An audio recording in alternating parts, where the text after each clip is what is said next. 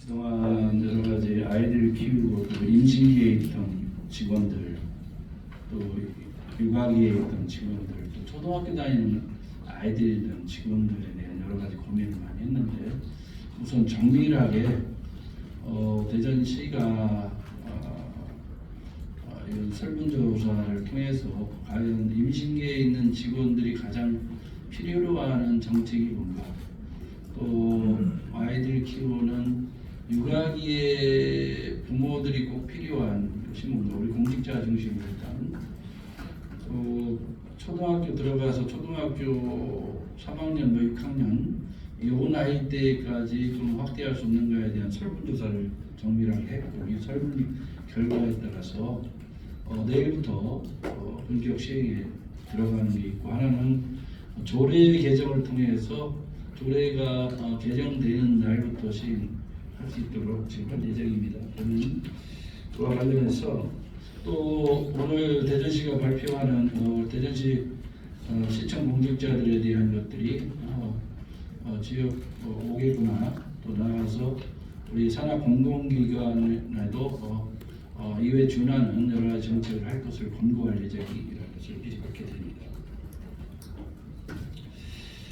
지금 우리가 직면한 인구 위기는 우리나라가 당면한 가장 중대재한 상황입니다. 저출생 문제는 대한민국을 이끌어갈 미래 세대의 부족으로 이어져 사회 전반의 악영향을 미칠 것이 자명합니다. 이러한 인구 위기를 타개하기 위해서 우리 시는 국가적 재난을 대응한다는 각오로 총력을 기울이고 있습니다. 전국 최초로 결혼 장려금 지급을 발표하였고, 청년 신혼부부 대상 주택 공급도 지속적으로 확대할 예정입니다. 그리고 청년들의 만남과 결혼, 출산, 육아 등 전 주기에 걸친 빈틈없는 지원 정책에 온 힘을 쏟을 예정입니다. 그 노력의 빛을 발하여 지난 4월 우리 시 혼인 건수는 전년 동월 대비 증가율 44% 증가로 전국 시도 중에 1위를 기록하였습니다. 저출생 문제 극복을 위한 핵심 키워드는 일과 생활의 균형입니다. 더 이상 일과 가정은 양자택일이 아니라 양립이 가능한 동등한 가치입니다. 우리 시는 공직 내부로부터 직원들이 겪는 육아 걱정 해결에 앞장서 출산, 육아, 친화적인 직장 문화를 선도할 생각입니다. 그 일환으로 자녀 돌봄을 위한 맞춤형 돌봄 지원 근무제와 난임, 임신 직원에 대한 배려 정책을 마련했습니다. 잘 아시다는 것처럼 우리나라의 함께 출산율은 끝을 알 수 없을 정도로 매년 감소 추세에 있습니다. 2015년부터 매년 감소하여 2017년 1.0명이 깨졌고, 불과 6년 말 우리나라 합계 출산율은 0.72명까지 떨어졌습니다. 이러한 추세라면 통계청에서 전망한 2024년 합계 출산율은 0.68명을 실제로 마주할지도 모릅니다. 최근 저출산 고령사회위원회에서 2024년 결혼, 출산, 양육, 인식을 조사한 바 있습니다. 그 결과에 따르면 육아휴직이나 재택 근무 등 육아 시간 지원이 늘어날 경우 출산 의향이 있다는 의견이 82%를 나타냈습니다.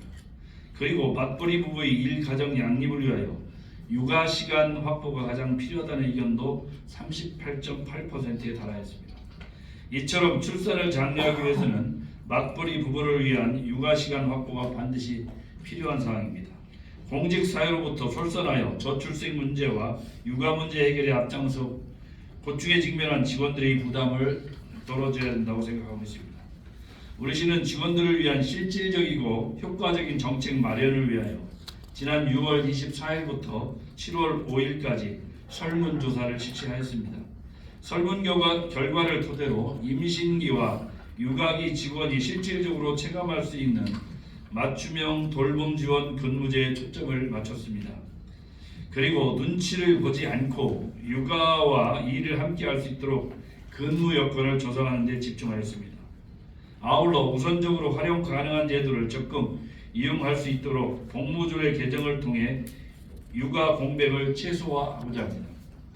2024년 7월 기준 대전시에는 임신기 공무원 33명, 육아기 공무원 623명, 총 656명이 근무하고 있습니다. 오늘 지원정책이 토대가 될 직원 설문조사 결과를 말씀드리겠습니다.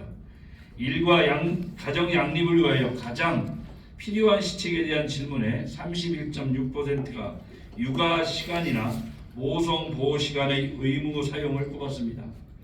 뒤이어 29.3%가 주 4일 출근과 1일 재택근무 또는 휴무를 선택했습니다. 자유롭게 육아 시간이나 모성 보호 시간을 사용하고 있는지에 대하여 38.6%의 직원이 그렇지 못하다고 답하였고 보통의 입장까지 포함하면 64.6%에 달합니다. 주 4일 출근제 도입의 가장 큰 장애 요인으로는 동료 직원에 대한 업무 가중이 가장 많은 비중을 차지하였습니다. 임신기 직원이 가장 선호하는 근무 형태에 대해서는 39.2%가 주 4일 출근을 선택하였습니다.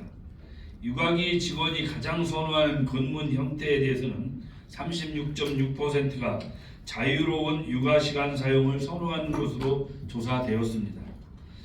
주 4일 출근을 선호하는 임신기 공무원과 자유로운 육아시간 사용을 선호하는 육아기 공무원의 설문 결과를 토대로 임신기 직원과 육아기 직원을 구분해서 직원들이 수요에 맞춤한 돌봄 지원 정책을 마련했습니다.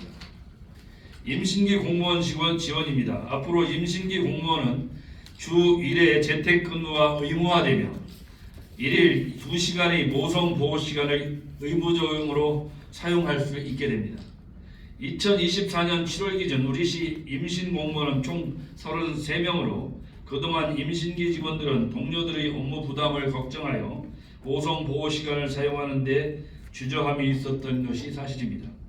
이제는 주 4일만 출근하고 하루는 자택에서 근무하면서 출산에 앞서 몸과 마음을 돌보게 됩니다. 또한 상급자나 동료 직원들의 눈치를 보지 않고 하루 2시간씩 모성 보호 시간 사용이 가능해집니다. 육아기 공무원 지원입니다. 0세부터 초등학교 2학년 자녀를 양육하는 총 376명의 육아기 직원들은 주 1회 또는 월 4회 이상 육아시간 사용이 의무화됩니다. 앞서 말씀드린 설문조사 결과처럼 모성 보호 시간이나 육아 시간을 눈치 보느라 자유롭게 사용하지 못하고 있습니다. 이에 의무화를 통해서 눈치 보지 않고 육아제도를 사용하는 분위기를 적극적으로 조성할 계획입니다.